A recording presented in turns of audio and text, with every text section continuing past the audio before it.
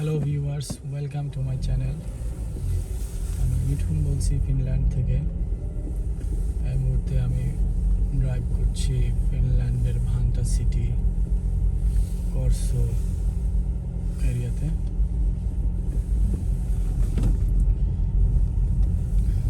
আজকের ওয়েদার মেঘলা, তবে স্নো পড়ছে না এখনো। আগের পড়া স্নো এখনো রাস্তায় জমে আছে।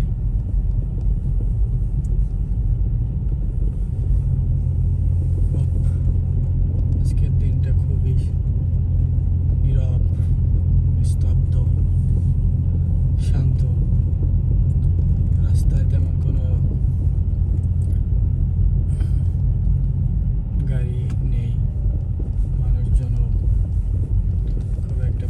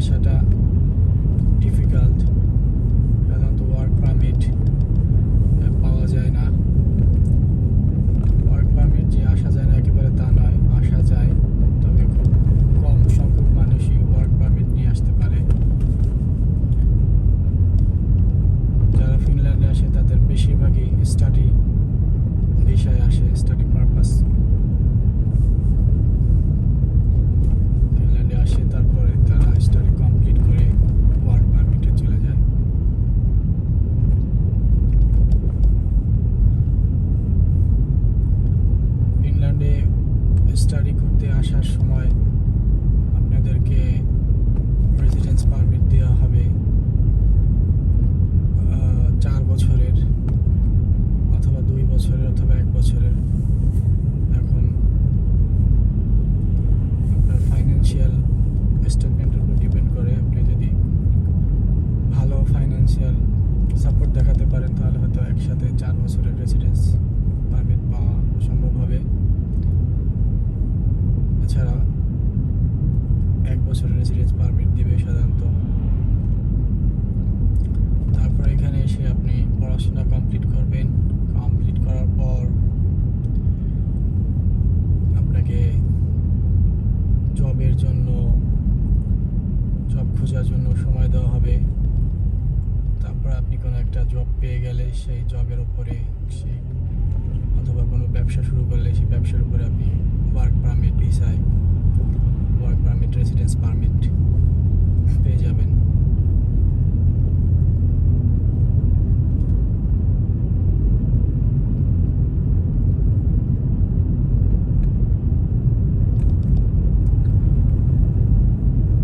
পড়াশোনা কমপ্লিট করার পর আপনাকে ওয়ার্ক পারমিটে যেতে হলে আপনার কোনো একটা জব থাকতে হবে অথবা কোনো একটা ব্যবসা আপনি শুরু করলে সেটার বেসিসে আপনি ওয়ার্ক পারমিট ভিসার জন্য অ্যাপ্লিকেশন করতে পারবেন। এখানে স্টুডেন্ট অবস্থায় আপনাকে পার্ট টাইম জব করার ফ্যাসিলিটিস দিবে 30 আওয়ার্স পার উইক। তো পড়াশোনা অবস্থায় সেই 30 আওয়ার্স পার উইক জবটা যদি আপনি কন্টিনিউ করেন, আপনার সেই জবটা থাকে, পড়াশোনার পরেই আপনাকে আপনার এমপ্লয়ারের সাথে কথা বলে আপনি যদি সেটাকে ফুল টাইম জব করে নিতে পারেন। আপনার ফুল টাইম জব বলতে এখানে 37.5 আওয়ার্স আপনার এমপ্লয়মেন্ট কন্ট্রাক্টে থাকতে হবে, তাহলে আপনাকে সেটাকে ফুল টাইম জব হিসেবে গ্রহণযোগ্য বলে মনে করা হবে। দেন আপনি সেই জব কন্ট্রাক্ট দিয়ে ওয়ার্ক পারমিট ভিসার জন্য অ্যাপ্লিকেশন করতে পারবেন। এছাড়াও জব কন্ট্রাক্ট ছাড়াও আপনি চাইলে কোনো একটা বিজনেস রেজিস্টার করে আপনি এন্টারপ্রেনার হিসেবে ওয়ার্ক পারমিট ভিসার জন্য অ্যাপ্লিকেশন করতে পারবেন।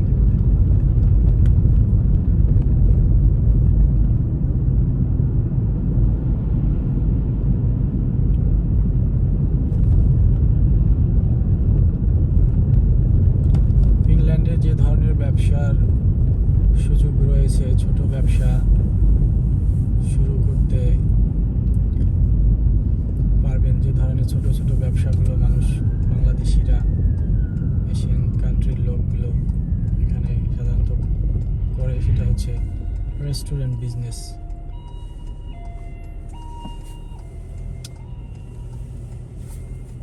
একটা অ্যাম্বুলেন্স গেল, তো এখানে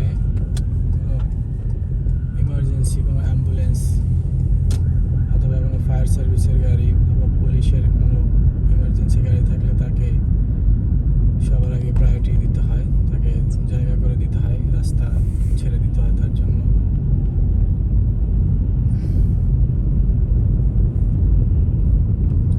যেটা বলছিলাম, এখানে ব্যবসা বলতে যে ধরনের ব্যবসাগুলো করে সাধারণত মানুষ, সেখানে পিৎজা রেস্টুরেন্ট, পিৎজা বার্গারের রেস্টুরেন্টগুলোই বেশিরভাগ করে থাকে।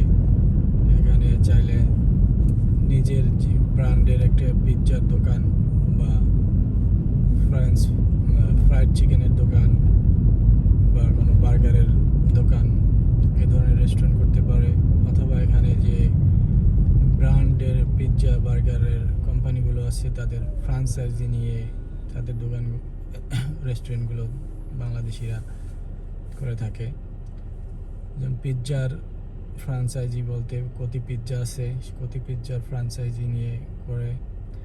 এছাড়া আছে আমেরিকান কোম্পানি সাবওয়ের ফ্রাঞ্চাইজি নিয়ে তারা সেগুলোর ব্যবসা করে। তারপরে আরও অনেক ফুড চেইন কোম্পানিগুলো যে আছে বার্গারের জন্য, সেগুলো তারা করে। ফাফাস আছে। তো মূলত এই ধরনের ফ্রাঞ্চাইজি ব্যবসাগুলি বাংলাদেশিরা বেশি করে থাকে। আর এছাড়া সে যদি পিৎজা বানানোর কাজ জানে তাহলে সে নিজের পিৎজার ব্র্যান্ড কোনোরকম ফ্রাঞ্চাইজি ছাড়া নিজেই একটা পিৎজার দোকান, পিৎজার রেস্টুরেন্ট ব্যবসা করতে পারে।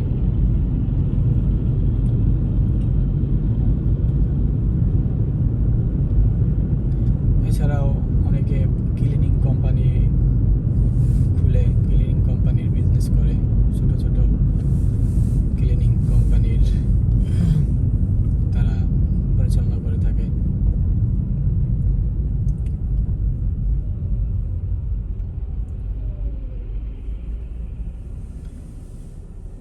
ইনডোরে রেস্টুরেন্ট ছাড়াও চাইলে ফুডকার্টের বিজনেসও করে অনেকেই।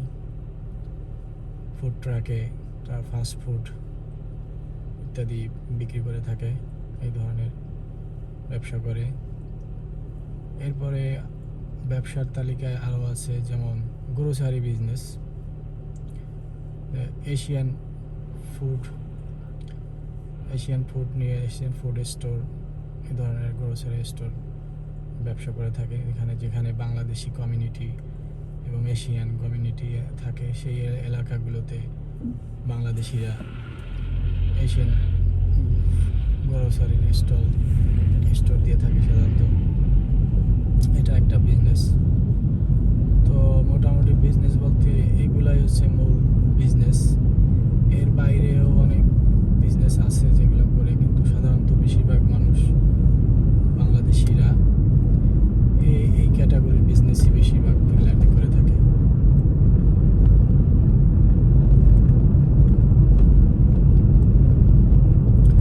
এখানে বিজনেস স্টার্ট করাটা খুবই ইজি। একজন চাইলে যে কোনো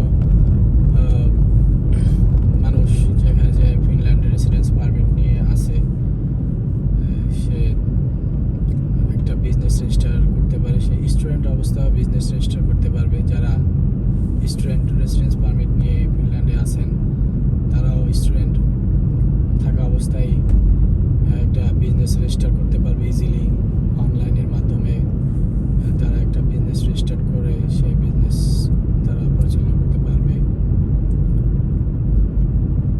তো বিজনেস রেজিস্টার করতে খুব তেমন কোনো ডকুমেন্টস বা তেমন কোনো কিছুই প্রয়োজন হয় না। জাস্ট আপনি অনলাইনে আপনার একটা বিজনেস রেজিস্ট্রেশনের একটা ফর্ম ফিল আপ করতে হবে। সেখানে আপনার কী ধরনের বিজনেস, আপনার বিজনেসের কী নাম হবে এবং কী বিজনেস করবেন বিস্তারিত সেই ফর্ম ফিল আপ করে, এবং একটা নির্দিষ্ট ফি আছে, সেই ফিটা দিয়ে সাবমিট করে দিলে আপনার 1 সপ্তাহ 2 সপ্তাহ বা 3 সপ্তাহ লাগবে আপনার সেই ব্যবসার সেই রেজিস্ট্রেশনটা অথরিটি রিভিউ করে আপনাকে একটা অ্যাপ্রুভাল দিয়ে দিবে যে আপনার বিজনেস রেজিস্টার হয়ে গেছে। আপনাকে একটা বিজনেস আইডি নাম্বার দিবে এবং আপনার বিজনেস নেমটা রেজিস্টার হয়ে যাবে। তো আপনি সেই বিজনেস নামে আপনি আপনার ব্যবসা করতে পারবেন। সিম্পল ঘরে বসে অনলাইনে একটা ফর্ম ফিল আপ করে একটা ফি দিয়েই, কোথাও যাওয়া ছাড়া, কোনো রকম আদার্স ডকুমেন্ট, কোনো হ্যাসেল ছাড়াই আধা ঘন্টা 1 ঘন্টার মধ্যে একটা অ্যাপ্লিকেশন ফর্ম ফিল আপ করে আপনি আপনার বিজনেস রেজিস্টার করে ফেলতে পারবেন। এটা এতটাই সহজ।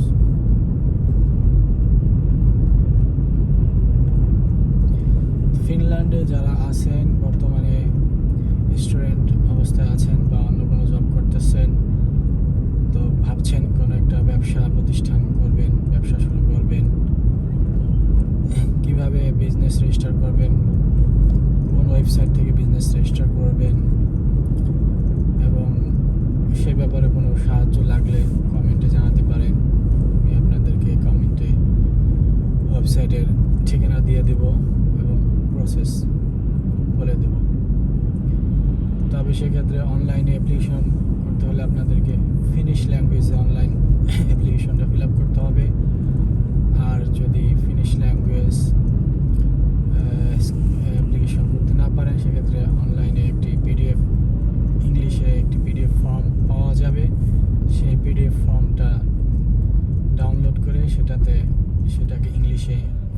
করে আপনি যে রেজিস্টার কোম্পানি আছে, অথরিটি আছে, তাদের ঠিকানা পাঠিয়ে দিতে হবে।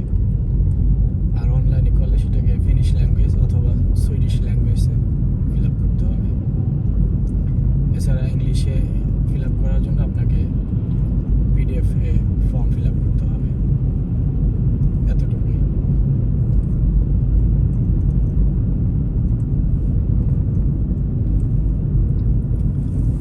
ব্যবসা সংক্রান্ত আরও কোনো তথ্য জানতে চাইলে কমেন্টে জানাতে পারেন। আমি চেষ্টা করব আপনাদের প্রশ্নের উত্তর দিতে।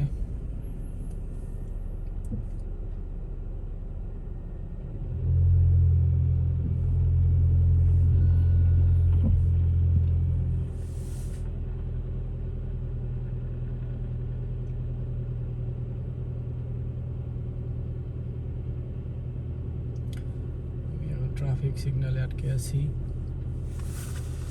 সামনে এটা হচ্ছে একটা চার্চ।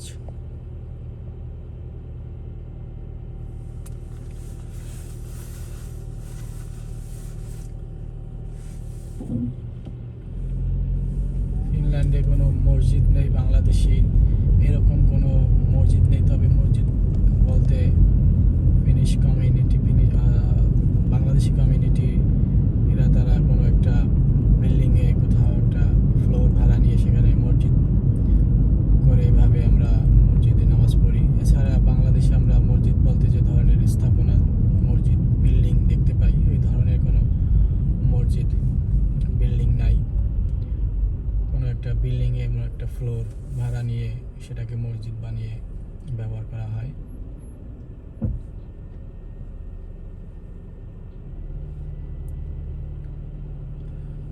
এছাড়া সব জায়গায় চার্চ আছে, কারণ ফিনল্যান্ড হচ্ছে একটা খ্রিস্টান কান্ট্রি।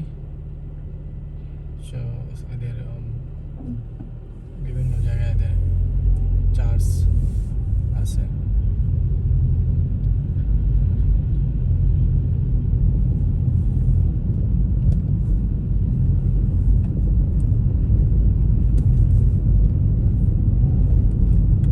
এই ট্রাকে করে বরফ, এই স্নোগুলো তুলে নিয়ে একটা নির্দিষ্ট জায়গায় নিয়ে ফেলে দেয়।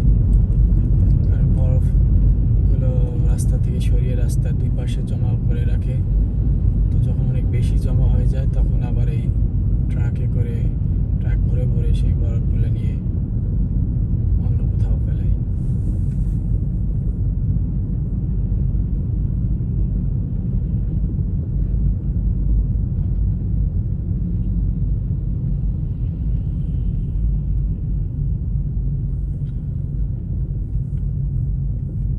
কনস্ট্রাকশনের কাজ উইন্টারে চলতেই থাকে, বিভিন্ন জায়গায় রোড কনস্ট্রাকশনের কাজ উইন্টারে এরকম রোডগুলো বন্ধ করে দেয় কাজের জন্য।